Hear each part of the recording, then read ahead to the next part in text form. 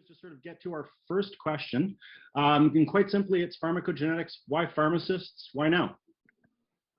Yeah, I think great question, Dom. And I think pharmacy's in a state of evolution. I mean, I've been saying this in all my presentations for the last 15 years, but what's happened more recently, obviously, is we were forced to transform as a profession quicker because of the pandemic. We were thrust into this environment where we were making changes almost daily. It started with testing, and it evolved from asymptomatic to symptomatic. Immunization exploded. We pretty much took control of the entire immunization campaign across Canada. And what that forced us to do was evolve the way and transform the way we were operating in the community pharmacies. We went from primarily dispensers, and I know work was being done in pockets across the country, and pharmacies were doing different things. But the reality was most of our work was still centered around dispensing, and that's where most of the revenue was coming. But all of a sudden, we had this influx of revenue, which we hadn't seen ever, I think, in the profession come so quickly. So we started to adapt our practice, change the number of pharmacists we had on duty. You come to my stores here, we've got 2 pharmacists on all the time. We never had that. Sometimes there's 3, and 2 of them are offering clinical services. I really didn't think I'd see that, being able to self-fund that, have a return on investment, and be able to see that in my career. So it's an exciting time for us. Now the real challenge becomes, what do we do as these pandemic-related services tend to decline? And we're starting to see that. I mean, we see peaks and valleys, I think, but the reality is those services will decline. And I think now we've created an environment where we're prepared to offer other services. So that's why I'm really excited about the point-of-care space. We're seeing point-of-care testing done and regulatory changes being made to allow pharmacists to do that definitively. And then pharmacogenomics, which is a passion of mine. I think we're the best suited to do it. We have the understanding of pharmacogenetics, drug clearance. It's really not a complicated thing. And once you dive into it, you see that this is something I could offer. And as we go through the presentation here today, we'll see that the evidence is starting to mount that, hey, pharmacists, when they do this well, it can impact patient care. But I'll pass it over to Ashley. Yeah, no, absolutely. I think those are fantastic points. And I think just even looking at the business of pharmacy as it stands, just sort of creating a backdrop of why services need to be shifted into is that, we have so many issues right now. We have drug price deflation, we have static dispensing fees, which are actually in nominal terms going down because of inflation. We have these competitive pressures because of central fill and online pharmacies. And even some of these services that we do talk about often, for example, flu shot, they're underfunded. So it does have a real impact on the viability of pharmacies as a business. So I think moving into different services like pharmacogenetics creates a more robust and diversified business model. Even, for example, if we're driving so many of our revenues from dispensing, and say one payer represents, say, 30–40% of that, for example, a public payer, and they decide to slash margin reimbursement markup reimbursement, for certain medications, that really can have a damaging impact on pharmacies. So I think having these differing revenue streams is really important from a pure business point of view, but I think as John mentioned, I think there's this increasing expectation that pharmacists play an active role in offering value-added services. And, there's so much goodwill on our side because of the things that we were able to do. We were able to showcase during the pandemic. And, there's also this constant, consistent recognition that pharmacists are underused within the healthcare system at large. So I think as well, there's this huge opportunity to provide these services that I think really speak to what we're able to do, creating new professional satisfaction. And I think this may in fact help to curb things like burnout, which we're seeing at such significant and frankly sad levels right now for the profession. So I think there's just a convergence of factors that that are all sort of centering around the fact that we really need to lean into these services and make the efforts, because, just I don't think we have a choice. We really need to Yeah, do no, it. We really and need to Ashwin, lean into it. you mentioned shared services, the outsourcing of some of the historical dispensing roles, and that's key to all of this. I think not only does it reduce our cost to fill, which maintains kind of the profitability of the business, but what I've seen in my practice is because of the shortages in labor that we're having and all, if I didn't have access to that, I wouldn't be able to offer the clinical services that we offer. So we're seeing a percentage of these scripts being outsourced. They're being done accurately. It's being done safely, but it's really freed up pharmacy technician and pharmacist time to be able to really promote some of these newer services that we're offering to the public. Because the reality is, public, although they got used to seeing the pandemic-related stuff, they're still not aware of some of these cool, innovative other things like pharmacogenomics that they can access through pharmacies, and it's going to take a little bit of time for them to become used to that. Yeah, no, 100%. And I think, then we layer on the fact that we see patients more than any other healthcare provider. There's this consistent high level of trust with the pharmacy profession. So there's this really receptive audience that is almost just waiting for us to step forward and say, hey, this is what else we can do for you. And, pharmacogenetic testing, what's that? Well, let me tell you about how it can actually help you. So I think there's that opportunity there. Yeah, I think you guys are getting right onto our sort of second question here, which is essentially sort of why are pharmacists why should pharmacogenetics be one of these services? Could you guys unpack that just a little bit more? Yeah, and I touched upon this a little bit. I think, we're ideally suited to do this, and I really believe I've been, practicing in this area now for over 5 years, and understanding that we're the best suited to do it, we're the best suited to interpret the results. If we wait long enough, someone else will take it over, and that's really my concern. I mean, you're starting to see physicians become interested in it, nurse practitioners, other groups, and I think when we talk about drug therapy, medication management, there's no one better suited to do that. And then on top of that, we see that the patients more than anyone else. So we're really ideally suited to identify who would be a good candidate patient. And I think, some of our early work really established that, hey, could pharmacists do this in practice? And could they offer to the right patients? Obviously, that's something, because there's costs associated with these services. Are we getting the right patients? And when we do, are we intervening accordingly? And I think we've shown that now that, hey, you give pharmacists the ability to do this. If patients understand the value of it, they're going to use the services. And now we just need more pharmacists to understand that and become involved in it. Yeah, absolutely. What John said, I think, speaking to the point where pharmacists are just so ideally suited to this, I think there's this notion sometimes that, I need to do a certificate program, I need to do additional training. Okay, maybe a little bit of training can be helpful, but so much of what is the backdrop of pharmacogenetics are things that you've already been trained in. Pharmacokinetics, even when you think about drug interactions, the mechanisms that you know and understand with regards to, say, for example, the cytochrome P450 system, they're very, very similar to what pharmacogenetics deals with, really. So it's actually quite easy for a pharmacist to be able to see this and pick it up and just really get the confidence by just starting to do it. And the more you do it, the more you actually realize that, yeah, this is right up our alley, and we really, really need to jump on it. And they've actually done surveys whereby physicians actually say that they want pharmacists to take the lead on this. So we almost have this groundswell and this opportunity to really just jump on top of it. And then I think the other thing that really needs to be known is when we talk about hard outcomes and patient care, we know that pharmacogenetics is a true advancement in patient care. It can improve outcomes, it can hasten outcomes. And this is really, really particularly well defined in two areas that have, I think, a high burden of illness, which are mental health and chronic pain.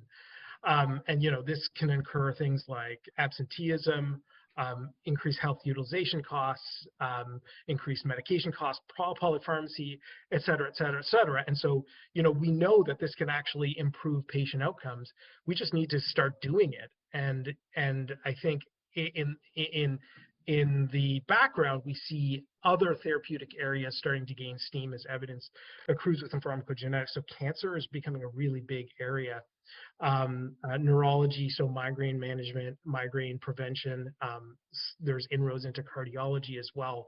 Even the poster child, in my opinion, of pharmacogenetics was clopidogrel, because of the fact that it's a prodrug and it needs biotransformation into an active drug. And we know that a fairly significant percent of individuals have their genetic variants that preclude the ability for the active metabolite to form. And that can have really disastrous consequences in somebody who just had a heart attack or a cerebrovascular accident, and they require that rapid onset and effectiveness to prevent a secondary event, fairly soon after the primary event. So I think there's lots of things happening here. And I think Ashwin, you touched on a few of these, but really the overarching goals of pharmacogenomics, and I think we should mention them, really align with what we do. Get patients on the right drug as fast as possible, fewer side effects, better adherence, better outcomes, lower costs. That's really what we do in pharmacy, right? So this is helping us do that, and there's evidence that suggests that as well. So maybe pass it on to you, Dom, for the next one. Yeah, for sure. I think with all of sort of what you guys just described, our next sort of question is, why are pharmacists so hesitant to engage in this? Is there any sort of aspects of this that you guys can address?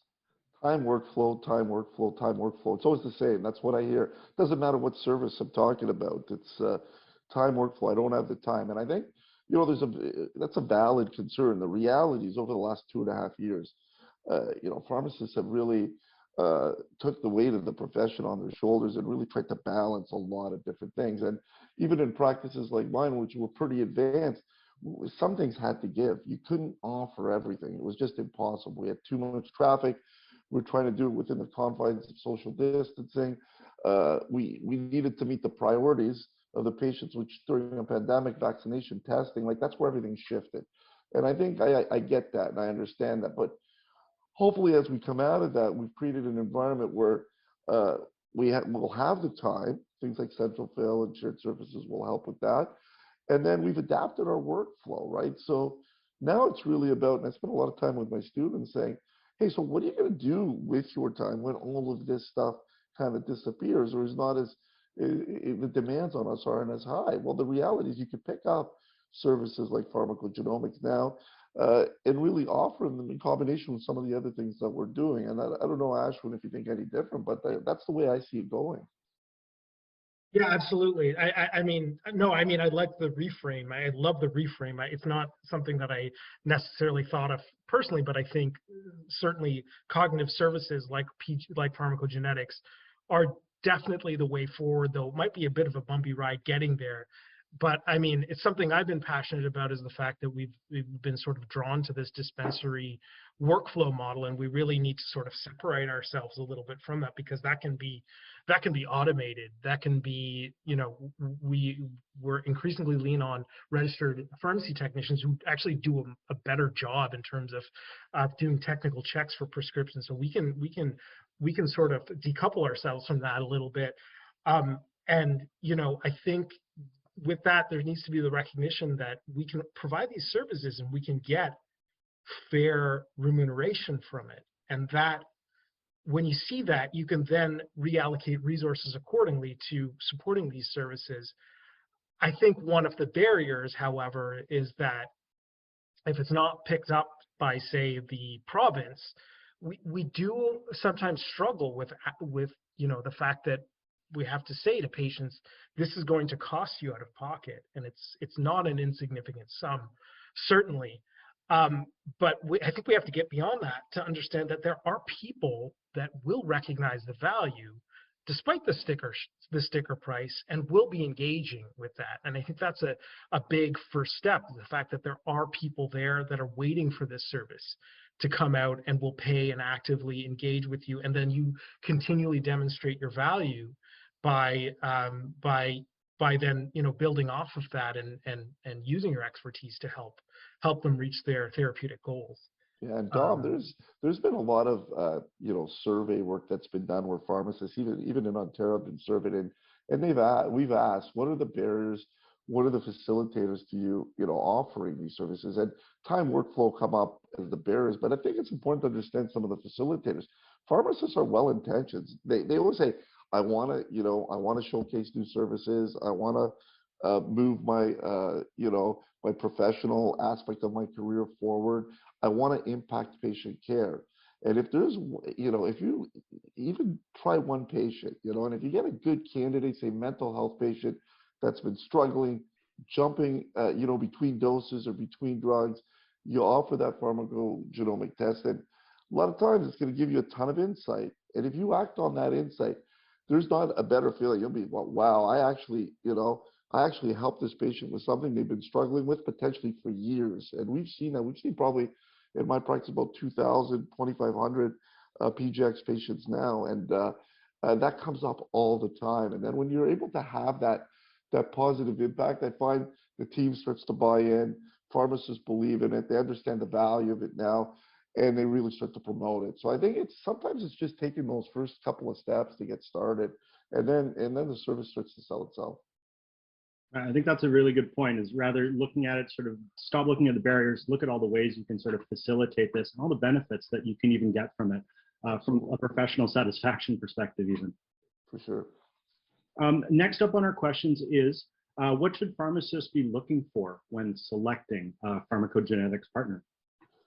This is a great question, and it's something I get asked a lot. And I think it's really important to state, not all vendors are equal. And I think for someone starting off, they don't really understand that. They're like, what's the difference between a $99 test, that's being offered, or a $350 test? And the reality is, you have to understand as a pharmacist that you're using, these services to make clinically meaningful interventions, clinical decisions. So the reality is, you need to partner with a vendor that is looking at the highest number of genes, highest number of genetic variants that allow you to apply the service across a larger number of therapeutic areas. And I think that's very important, because that's how we use it. And we're not, there are places in practice where they may focus only on mental health or only on pain, but we try to use it across a broader spectrum of therapeutic areas. So you really do need to partner with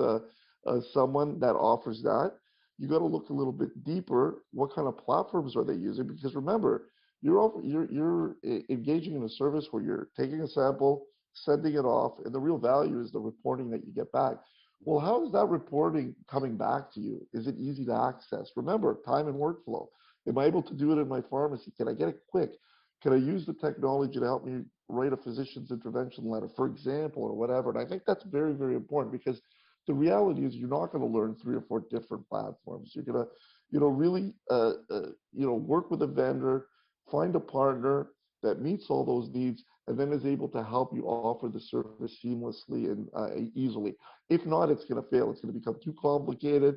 Your pharmacy team's not going to do it. They're going to say, there's too much work here. I don't even know where I need to go, get these reports. I don't know what to do with them, So I found that's a super important. Ashwin can add even more color, I think, because he's right involved in that, right?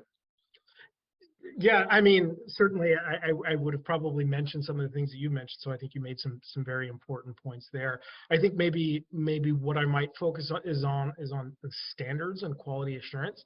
So for example, there is a lack of regulatory authority in Canada with respect to accreditation of labs that do things like pharmacogenetic testing.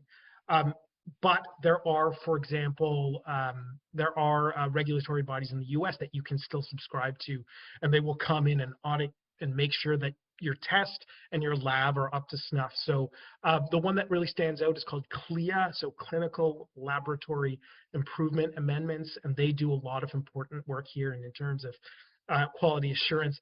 I think the other areas that are really important are transparency with regards to the clinical recommendations that flow from the pharmacogenetic analysis. So there should be transparency as to where the clinical data is coming from, and making sure that it's evidence-based. So we often talk about the fact that worldwide, and particularly in the US, we have a number of very authoritative bodies that practice evidence-based pharmacogenetics that issue recommendations for drug gene pairs and variants, et cetera. So it's really important that that type of information is being leaned on. Instead of, say, you run the analysis, you take the drug gene links and come up with your own sort of interpretation, your own sort of commercial interpretation, because certain drug gene links may not have strong enough evidence to support it. So it should, the information and the recommendations should be based on evidence-based standards, and it should be clearly apparent from the test, and there should be some sort of reference to it where you can actually even go see how it's informing what you're seeing on the analysis. So I think that's really important. And I think maybe the other thing I'd want to highlight is the fact that there is there's so much movement in terms of academic study in pharmacogenetics. Like if you want, you can even go to PubMed right now and then just do a search for pharmacogenetics and go to the side filter and change it to the last 6 or 3 months or 9 months or whatever, and you'll see how many studies are coming up. I mean, there's so much coming up, which means that the test results need to be informed by the most recent evidence available. So you want to make sure that whatever vendor you choose reflects the newest evidence, at appropriate intervals. So they're incorporating that new information, so that you're not going to this old information that may have been changed because of a new study that's coming up. You want to be able to rely on it. So I think these are really important standards that need to be had by pharmacogenetic vendors. Awesome, and that is actually a perfect segue for our next little segment here. We're actually just going to talk a little bit about some pharmacogenetic research that John had done. Yeah, I think this has consumed the last few years of my career, and really I think when we set off to offer pharmacogenomics, we did get a lot of pushback. The evidence was still starting to mount. We didn't really understand, how we're going to use this in practice. Will pharmacists be able to intervene appropriately? And then is it the right thing to do with respect to costs, right? Because there are costs associated with it. They are coming down, but it's not inexpensive. So many of these questions when we started weren't answered. So the first thing we wanted to do was establish, hey, can we do this in a pharmacy? And will pharmacists identify problems? And if you advance now, Dom, you'll see that was in a paper that we called the ICANN-PIC study. And the goals of that study was kind of mentioned these: informed prescribing, fewer drug interactions, lower costs, and lower long and short-term disability, which becomes very important to the payers and ultimately better outcomes. And on the next slide, you'll see what we called the ICANN-PIC study. And really, we wanted to see, hey, could pharmacists do this? Could they fit it into their workflow? And what would the results be? And it was a small study. We started with 2 pharmacies. Our goal was to enroll 100 patients. But what we did find was pharmacists did do a very good job identifying the right people. So 1.3 drug therapy problems per patient that we could that really were related to drug gene interactions. And when we speak about training, really the bulk of the training I find is about informing the pharmacy team on what are potential drug gene interactions that should be identified, and you have the ability to act on it. I think that's was where a lot of our learnings came from. Okay, who should we offer this to? Because we don't want to offer it to anyone. If that number was low, say 0.2, we're just offering it to patients and we're not identifying any actual problems, right? So we wanted to say, hey, yeah, pharmacists can do this. They're identifying the right patient. And kind of the next question related to that is, what were they doing with these results? So they're identifying these 1.3 kind of drug gene interactions per patient, but are they changing therapy? And you'll see on the next kind of slide there that, yeah, absolutely, we were. 57% of the time, the pharmacists changed the drug therapy completely. 14% of the time, they adjusted a dose because of that drug gene interaction. and what the guidelines suggested. Ashwin so eloquently said that, hey, this is not, pharmacists deciding on the fly, hey, I've got an interaction here, I'm going to reduce the dose or change the therapy. What comes back in the product from the vendors is really an evidence-based report that will say, hey, in this patient with this drug gene combination, the guidelines suggest you reduce the dose by 50% or 75%. It's not, you're not making that decision on your own. You're looking at the evidence and doing what the guidance suggests. And that's very, very important. 7% of the time we stopped the drug completely, and then 20% of the time we felt some type of increased monitoring was required. And so that, I think, was a good news story as well. Hey, they're identifying the right pharmacists, are identifying the right patients, they're intervening appropriately.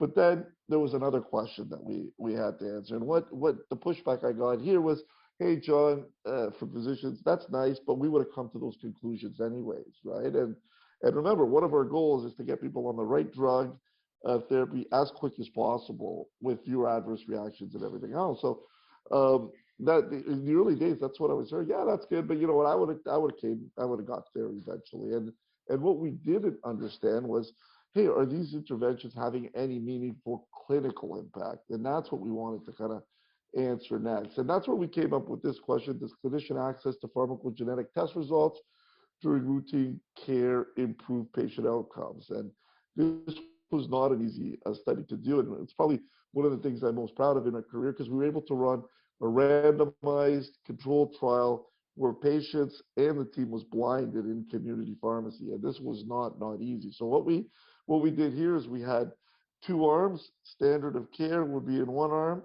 standard of care plus a genetic test. If they met the criteria to enter the study, and in this study we focused entirely on mental health, and I'll get to that and why. We swabbed everyone, so no one knew which arm of the study they were in.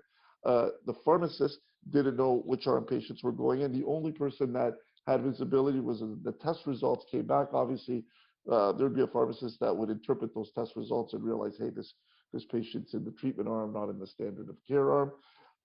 And the reason we picked mental health, and you can see in the next slide, is because there's a series of tests that we can administer, questionnaires that we can administer quite easily in community pharmacies. Things like the PHQ-9, which was our primary outcome measure, and that's a measure of a patient's overall depression. It allows us to measure it with 9 questions and then see if there's any changes over time. And we would run this gamut of 4 questionnaires, GAD-7s, 7-point questionnaire around generalized anxiety disorder. And then we had the SATMAN-Q, which is an overall satisfaction with your medication. Are you having adverse effects or whatnot?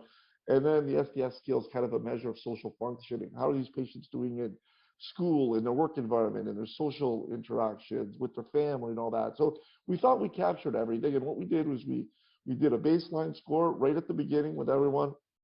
And then we followed these patients out 1 month, 3 months, 6 months. And you can see we enrolled 200 patients here. Statistically, there was no difference between the control group and the treatment group at the beginning of the trial. A nice a mix of male and females, but identical in both groups. Average age was very close. So the randomization worked here. It did its job. And what was important, if you see our primary outcome measure here, PHQ-9, there was no statistical difference at baseline between the two groups. And patients will ask, well, what does 13.4 mean? That means they're moderately to severely ill. So these patients had typically long-standing mental health issues that would be, if you scored that, you'd be definitely a candidate to be placed on therapy, for example, in your psychiatrist's office or your physician's office. So these patients were ill with depression or anxiety, and at baseline had some pretty severe social functioning issues. So then the question becomes, okay, we intervened in the treatment arm.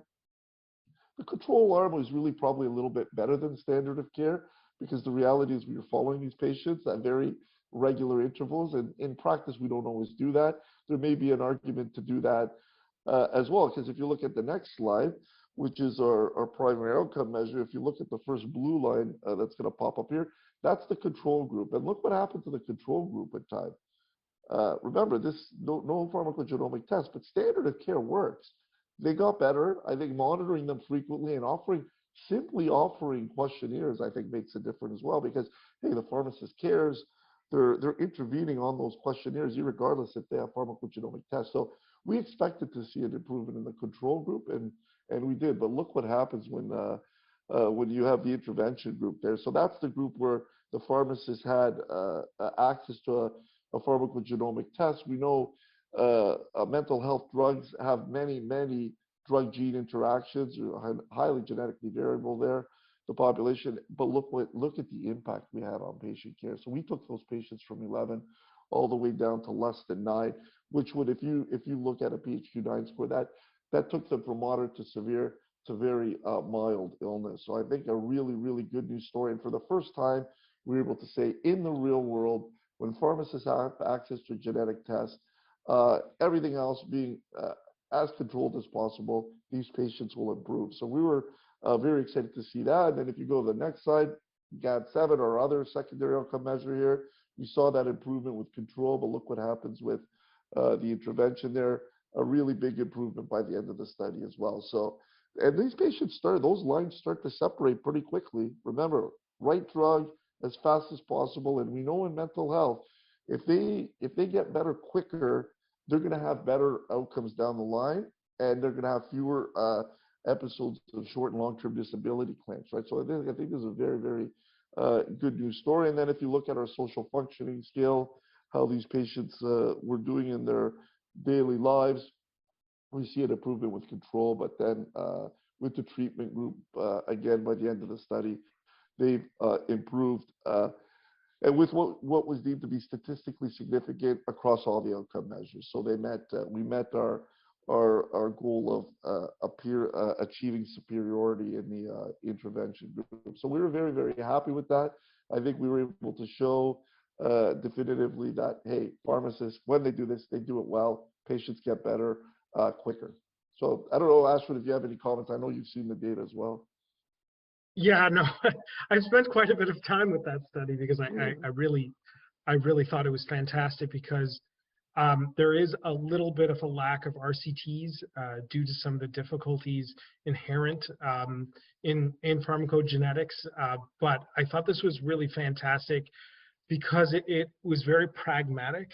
And it was a very pragmatic framework for prescriber and pharmacist collaboration. So really, the pharmacist took the ball and ran with it, and basically used their training and expertise to be able to say, hey, this is what was come up, and this is what I suggest to help improve the patient's care. And when you take all that in aggregate, we have these highly significant results. And the outcomes that were used were all validated, so all studied, highly relevant scales. And we were able to, well, I wasn't involved in the study, but we were able to really showcase the potential of pharmacogenetics in improving patient care and mental health. So I guess that's my big takeaway. Yeah, no, that's great. This paper, Dom, was published in the middle of the pandemic, so it's great to have a forum like this to now finally be able to get the results out, and hopefully it'll help convince pharmacists that are maybe on the ledge, thinking, hey, should I do this? Should this be something I offer? Yeah. When you start seeing the impact it has on these patients, and we saw them all the way through. We had a very low dropout for the study. It was very low, less than 7%, and patients stayed in. They started getting better quickly, and I think they saw the value of that almost immediately. So very exciting to be able to showcase this stuff. Yeah, it's a very dramatic difference. Like, there's clearly value from the patient care perspective there. Absolutely. Next up, we just sort of like to talk about, now that you've sort of explained that, so what are some of the practical aspects of incorporating pharmacogenetics into pharmacy practice? Yeah, I mean, I think, these questions are always tough because it means different things to different pharmacies, right? There's no cookie cutter approach. And I struggle with this when I try to, help other teams kind of put these things into place, because, there's so many variables, volume, demographics, a percentage of ODB to third party. All these things will kind of shape whether or how you'll offer the service. I think the reality is change management has got to be key. The way you've been doing things historically, won't allow you to offer a service like this, particularly sustainably. You may be able to do it for a few weeks, but if you want to do something sustainable, you got to change the way your teams look at these types of things. So I think it all starts with your pharmacists. They have to buy in. They have to understand the value of it. They have to be excited a bit, know how to recruit patients, and be able to really sell the service, because in the early days, the patients don't know what they don't know. They don't even know this technology is available. So for them to come in and ask for it, even here, does it happen? Sure, it happens once in a while, but we're still really offering and selling the service to patients. Your pharmacy technicians are key. The pharmacists can't do it on their own. They're the face of your pharmacy. They're the ones that are, and really own those relationships, that order entry with the patient. So if they've bought in and they understand what you're trying to do, they're an extra layer there, identifying patients, referring them off to the pharmacist. And then I think once you've established some of that, it's baby steps. Partnering with a good vendor, we talked about that's very, very important. You got to understand who you're working with, how the reports come your way, and how you're going to operationalize that aspect of it. And I think that's very, very important. I know Inagene, we sponsored here, they've got a great platform that really facilitates, I think, the way pharmacists are able to kind of incorporate this into their practice. So that's definitely something you've got to consider. And then start slow. You're not going to get a wave of 1,000 patients your first month. This is something they're going to trickle in. It's going to start with one or two. You'd have some good candidate patients. The word starts to spread. Community starts to know that you're offering it. The local docs are your friends. Let them know. They'll start referring patients, especially if you have. I find physicians that are very involved in mental health, and most of them have no choice right now. They have to be. They understand at least a little bit about this and the value that it can provide, right? So they'll start referring patients over. But it's a slow go. It doesn't happen overnight, but you can definitely build a business around this if you're committed to it. You offer it consistently, and you're not turning patients away when they come in. Did you have any sort of thoughts on how you might promote this service to physicians? A question came in our chat, and it just seems like this is a good sort of spot to put it in there. The way I did it was, our other pharma vendors are our best friends when it comes to physicians, because they can get you invited to their journal clubs and stuff like that. So I'm in Greektown. It's about 10, 12 docs that are, very well known in this area. I already had existing relations with them, but when I started to offer the program, because the reality is when you're intervening, you're going to need their buy-in too. You're sending these pharma opinions off. You're asking them for their input. And if they don't have any understanding of what you're doing, it's not like they say no. And we saw this in our early study. We lost patients to follow-up. It was the first one. It's just they don't know, so they don't respond. Like, I don't know what this guy's asking me, right? So it took educating them with respect to, hey, this is how we're going to offer this service. This is what I'm going to need to you. The first journal club, they were like, John, you better not make more work for us. Eh? Like, no, we're going to handle it. We're not making more work. I just need you to read this one page when it comes your way, right? So they understood really quickly when I had that conversation that, hey, really it's about the drug-gene interaction and me approving a change if it's there. And I think that's why we got such high buy-in, and by the randomized trial, the acceptance rate of our interventions was in the high 80s, which you don't really see in trials like that, right? So they understood by the second trial what was needed of them, and I think they bought in. But yeah, those relationships are key. If you're starting to, fax pharma opinion requests about pharmacogenomics and docs you don't know, aren't really aware of what you're offering in your product, they're going to reject it or say, I don't know what this guy's talking about, right?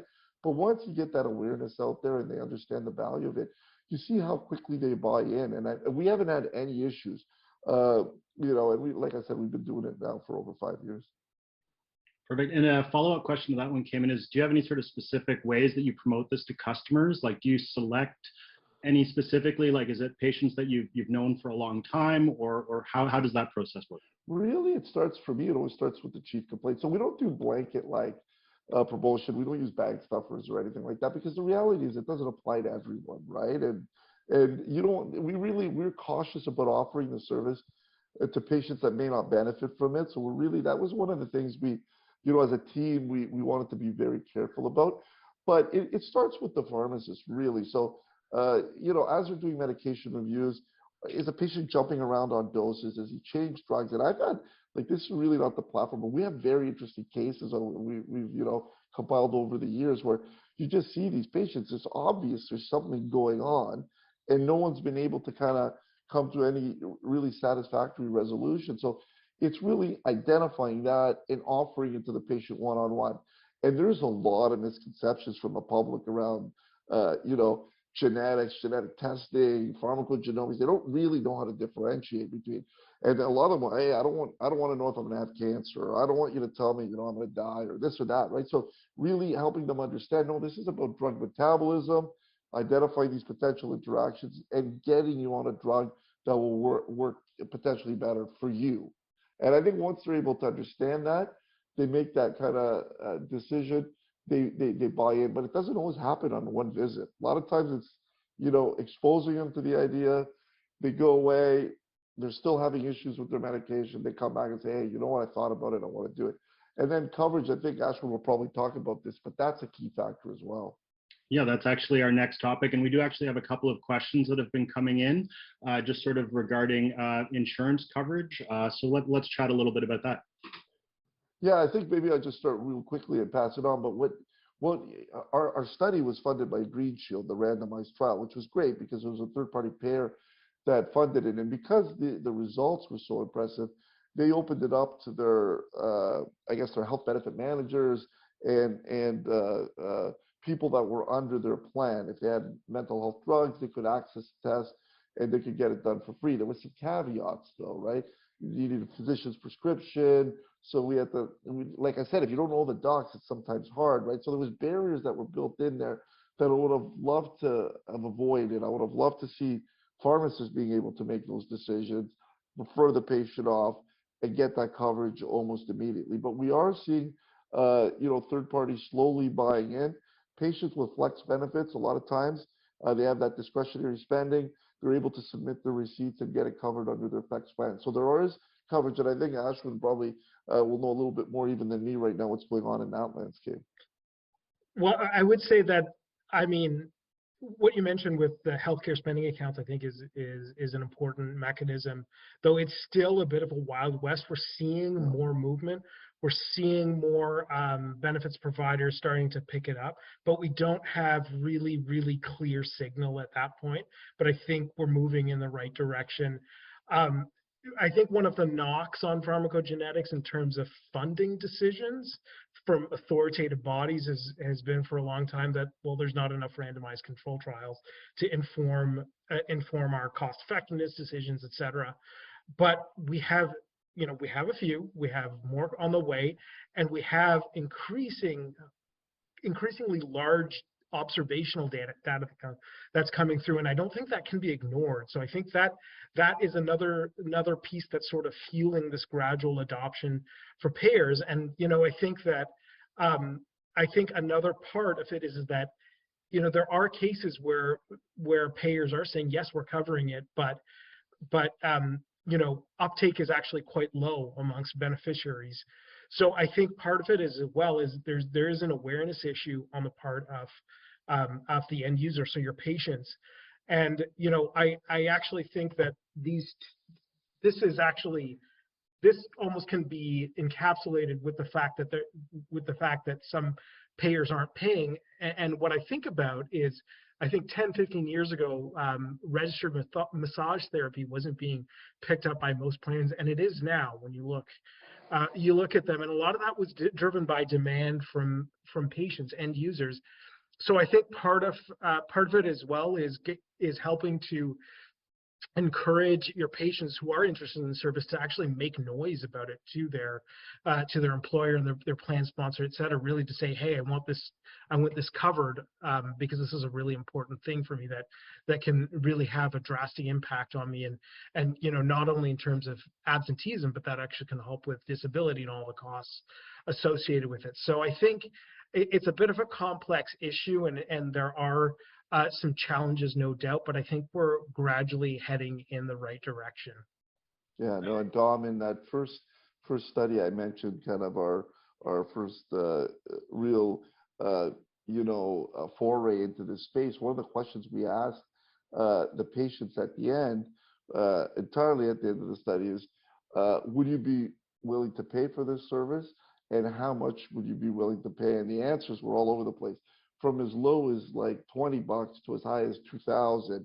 And when we asked follow-up questions to that, it was really about the perceived value. So if there was a drug gene interaction that we identified and acted on and they got better, they're like, yeah, I'll pay 2,000. But if there was something that, sometimes it happens, you do the test and there's nothing there. It's not a black and white science. There's a lot of gray here.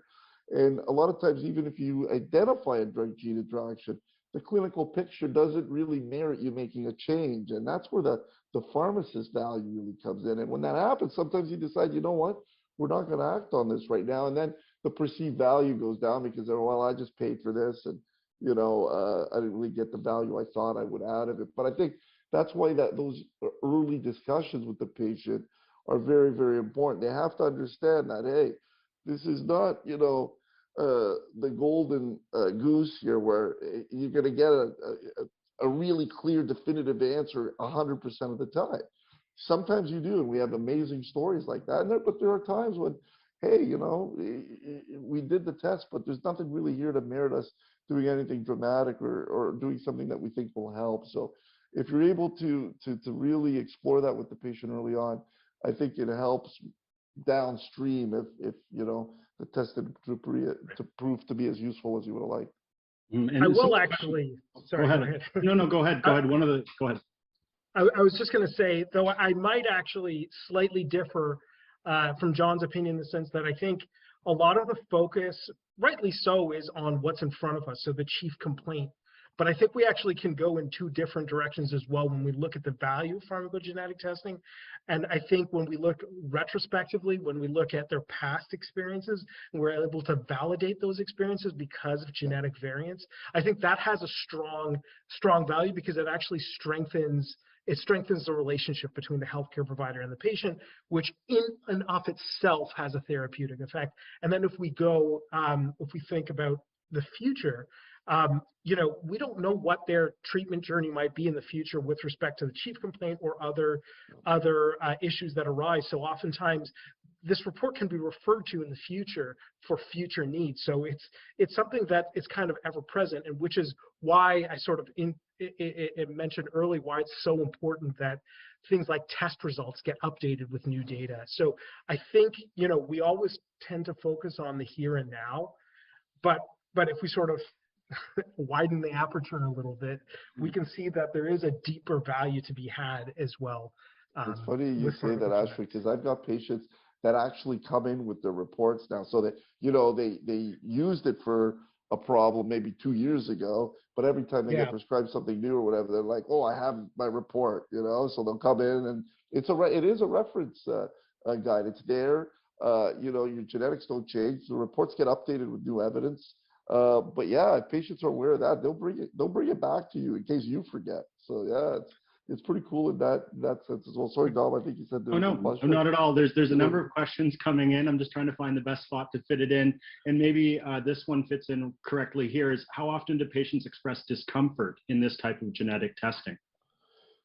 Like discomfort in the sense that they're apprehensive of doing it? Uneasy about it. Like you said, it's like you don't want to know that you're dying kind of thing. Oh yeah, there's genetics, it means different things to different people. I mean, the media takes different spins on it. You see it in movies. So yeah, they Google it, right? So yeah, there's not a good understanding about the technology and the way that we use it in the pharmacy. So it comes up all the time. And there's quite a consent process as well, because we're taking a genetic sample. You've got to go through the consent, obviously, to send it off to the lab. And we've had patients where, there's been that becomes a big barrier. The consent, what are you doing with my, genetic material, this and that. So that's why it's so important that you have a great relationship with your vendor.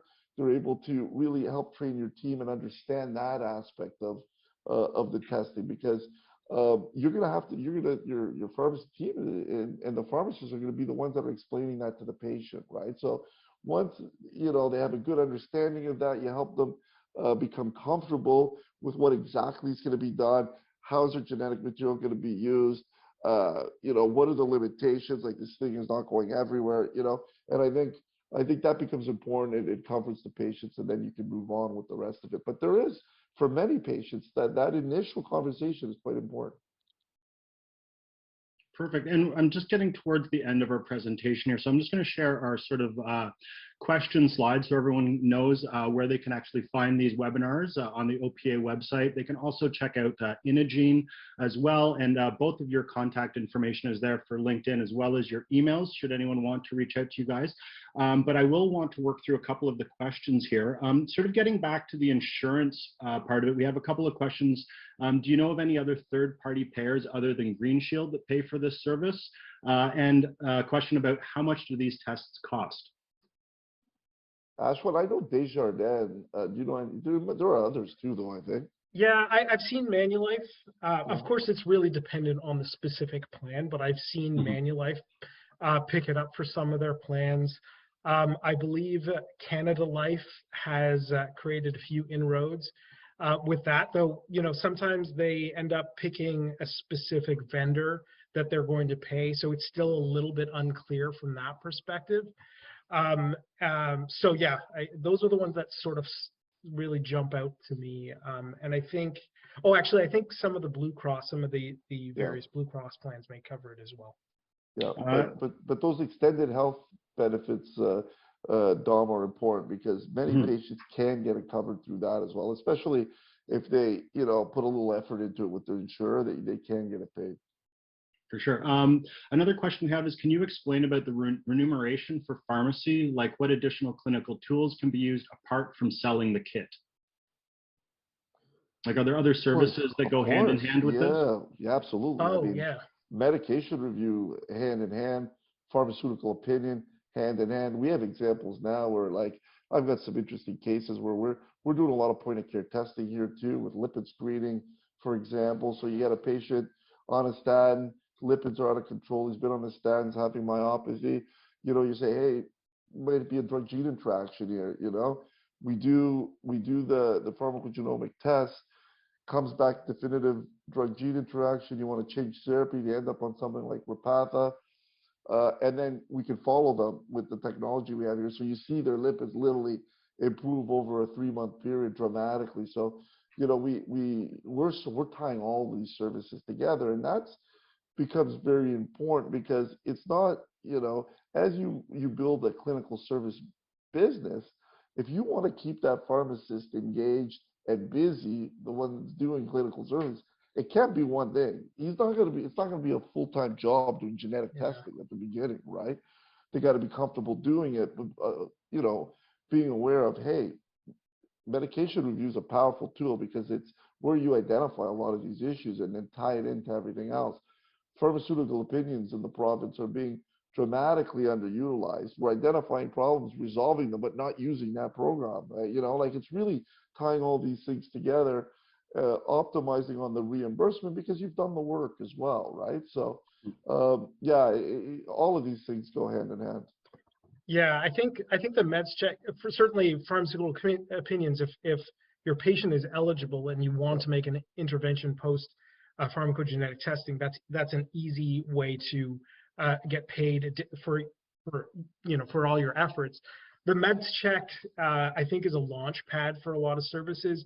You do have to be careful because you can't necessarily do a meds check and a pharmacogenetic view at the same time because the province might view that as double dipping. But you could certainly do a meds check, identify issues, and then if you identify issues that are pertinent to pharmacogenetics, then do pharmacogenetic testing in the future because of some of the drug therapy problems that you've identified there. So certainly they sort of feed into one another. And I think the other thing that really works well, because I know a lot of, particularly a lot of independent pharmacies are doing compounding, is that compounding and pharmacogenetics actually play off each other very well. For example, they may have a variant that precludes oral use of a specific NSAID because they may be at higher risk for GI bleeds, et cetera. But the agent, may have other properties that are highly desirable for the patient, and the agent, when delivered topically, may have much lesser systemic absorption. So perhaps then it leads you in the direction of compounding specific formulation for the patient. Or, for example, if the pharmacogenetic test suggests that, yes, you can use the drug, but at a lower dose because they're more prone to adverse effects, but say the medication, say sertraline or fluoxetine, only comes as a capsule. Actually, fluoxetine comes as a liquid, but sertraline only comes as a capsule, but you want to actually use an even lower dose than, say, 25 milligrams, at least at the outset, then you can then lean into your compounding service as well, to be able to provide that. So, I mean, I always view compounding and pharmacogenetics as sort of two heads on this multi-head personalized medicine beast. So I think there's lots of different inroads that you can use with available services that you're already offering. Perfect. And we do have just one last question before we hit time here. When you identified a drug therapy problem for patients with pharmacogenetic testing, did you find the primary care provider physician was receptive to adjusting the therapy based on the result? Do they ask you for proof, or do you provide it? How does that all work? Yeah, you know what? That changes with time. At the beginning, absolutely. The level of receptivity was, I guess, not as high as it is now.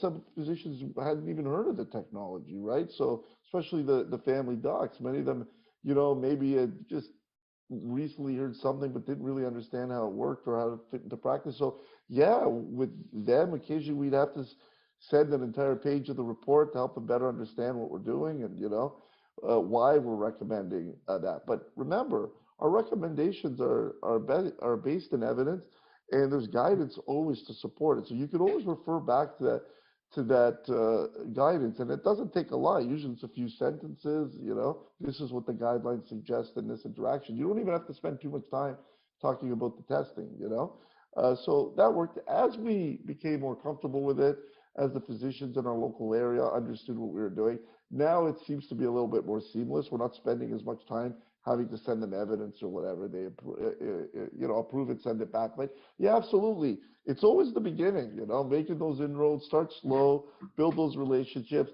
You're going to always get pushback. We got pushback when we started doing flu shots. Like, it's going to happen. Right? I was just thinking that. Yeah, you just gotta, you gotta blow through it, and then it becomes status quo, and everyone's just used to it being there as a service. I think as well, something that's always sort of been a North Star for me in my career is something actually that Zubin Austin, most individuals know who Zubin Austin is, has mentioned, which is the fact that, prescribers, they don't really care that you're a pharmacist. They want to know that you know what you're talking about when you make an intervention. So, I think we've all come across this in our careers where maybe we do a shift changeover or something, and we may see, perhaps another pharmacist has sent something to a physician. They printed off the drug interaction report off of the software, all 7 pages of it, and says on the fact cover sheet, drug interaction, please advise. And that doesn't go that far, in my opinion. Our job is to take that information and show that we understand what the clinical implications are, whether it's a drug interaction or pharmacogenetics, and translate it into something that's highly actionable and succinct to the physician. And whether it's pharmacogenetics or drug interactions, whatever, I think the way we communicate it can go a long way. And then you get this compounding, because then they remember who you are, and they trust you even more and more and more. So you tend to get even better success over time. But, sometimes I work relief shifts in pharmacies I'll have never been to and I may not go to again. But I tend to have reasonable success by just sort of making sure that it's highly relevant and not sort of, you got to cut the fat out and make it highly relevant and tell them why it's relevant, why they should care. Awesome. That brings us to time. That was some wonderful information, gentlemen. Thank you so much for taking the time today, for sharing your wealth of knowledge on this topic. Thanks, Dom. Thanks, Ashwood. Awesome. And lastly, I'd just like to thank Inagene one more time for sponsoring this webinar. Thanks so much, everyone. Take care. Yeah. Take care. Thank you so much.